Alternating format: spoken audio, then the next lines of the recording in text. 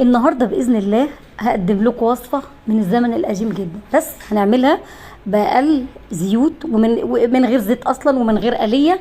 يلا بينا ندخل على الفيديو. وصفه امي تاني بس بدون آلية، هنعملها في الجريل العظيم ده وفي القعده الحلوه دي. انا بميل شويه للقعدات والوصفات القديمه بتاعت زمان واللي مش مكلفه، اللي كانت امهاتنا بتعملها لنا، والقعده الحلوه اللي كلها دفه دي.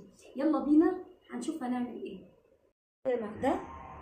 ده كده نص كيلو دقيق، اللي في العلبه ده نص كيلو دقيق. هناخد منه كوبايتين اتنين، احنا هنشتغل على ربع كيلو. طب يا شيماء انت متاكده؟ الكوبايتين المج اللي هو الزجاجي ده، بصوا مليان كده بالشكل ده اهو كده، او بصوا كده دول كده ربع كيلو.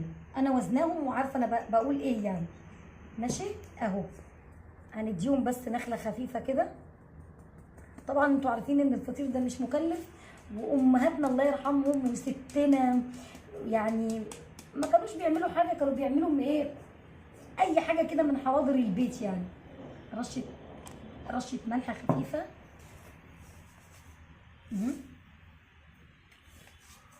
وكمان معلقه سكر صغيره اهو. وبصوا كل اللي انا جايباه، شايفين فنجان القهوه قد ايه؟ فنجان قهوه اهو، والله نص فنجان القهوه زيت بس كده، وشويه الميه.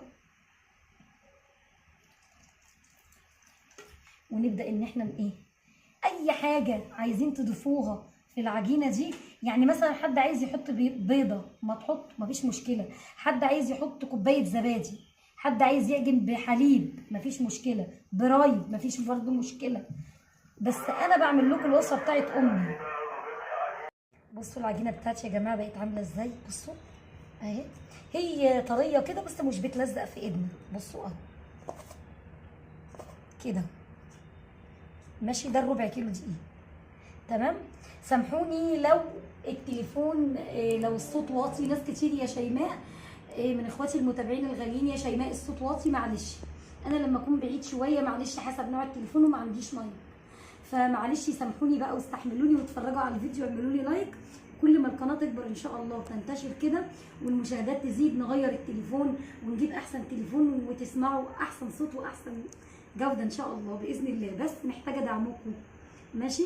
نيجي بقى للدفء والحنان ووصفات زمان وروايح زمان، وصفات امي الله يرحمها. يلا بينا. بتاعتي خلاص جهزت اهي، تمام. ولا بنعمل اي حاجه، ده فطير سريع جدا جدا. هنركنها كده. وكل اللي معايا في الوصفه دي، احنا مش هنستعمل زيت خالص. دي معلقه زبده اهي، بصوا معلقه زبده طريق، معلقه بمعنى كلمه معلقه اهي. ان شاء الله كمان مش هنستعمل المعلقه دي كلها، بس مش هنقليه، احنا مش هنقليه، تمام. وشايفين قد ايه زيت؟ ما يجيش حتى 3 معالق زيت كبار اهو. هنفرد بيهم بس الفطير ونطبقه. ولو عاوزين تفردوا كمان بالزبده، بلاش الزيت خالص. عايزين حركه الفرد والتطبيق دي لكل فطيره بالزبده، من معلقه الزبده دي برده مفيش مشكله. ممكن نعمله كده دلوقتي مع بعض. هي طريه اهي، بصوا مش مسيحاها ولا حاجه، زبده خضراء يعني. زيت صغيرين بس. على فكره الطبق اللي انا شغاله فيه ده طبق صاج بتاع امي الله يرحمها، هي ادتهولي جديد زي ما هو كده. انا حطيته في جهاز يعني، وانا بتجوز كده حطيته في الجهاز بتاعي، وكان عندي منه كتير قوي، بس هو ده اللي قدرت احافظ عليه. وفي طبق كمان جوه برده بتاع امي وابويا، كانوا بيستعملوه زمان وانا صغيره، هبقى اوريه لكم. دهنت زيت خفيف، هبدا اقطعهم كور كده اهو، تمام.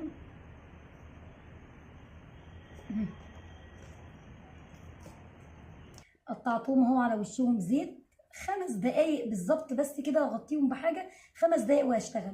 بصوا نص فنجان الزيت لسه معايا زي ما هو اهو، ما بكدبش عليكم في اي حاجه، والله نص الفنجان اهو، تمام.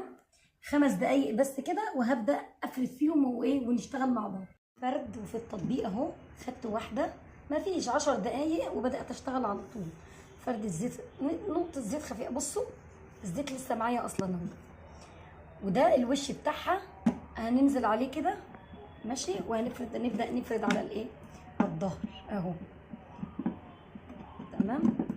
ونفرد.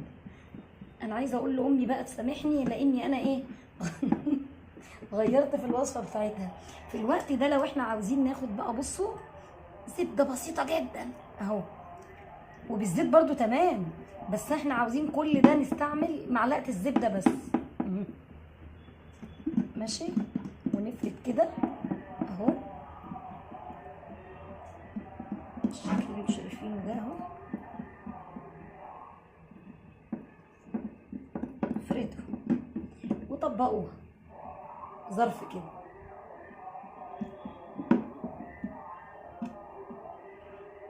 الناس اللي بينادوا دول بقى بتوع الخضار، بتوع الروبابيكيا، بتوع العيش، اي حد بقى. ظرف اهو، وهنطبقهم كلهم زي ما انتم شايفين كده، وبعد كده نرجع نفردهم مع بعض تاني ونبدا نعملهم في الطاسه بدون قلي ومن غير اي حاجه. واحده اهي من اللي احنا يا دوبك خلصنا وعملنا على طول لان هم ارتاحوا. كورهم بس كده اهو. ماشي اهو كده.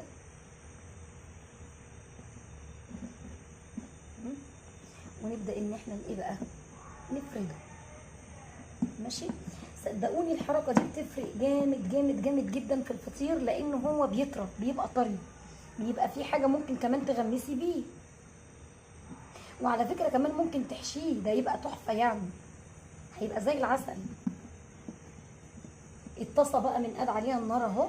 تمام، كل اللي انا هعمله في الطاسه بتاعتي، بصوا النار اهي، كل اللي انا هعمله في الطاسه معلقه الزبده. بصوا انا جايبه معلقه زبده كبيره اشتغل بيها وانا موريها لكم. كل اللي احنا خدناه منها اهو، وده اللي باقي. زبده اهي خفيفه كده. انتوا شايفين القصه كلها احنا بنتكلم في ربع ايه، في كوبايه يعني اهو. صغروها كبروها حسب ما انتوا عاوزين. انا ما فردتهاش قوي عشان عايزاها تبقى ورق كده ومليانه ورق يعني.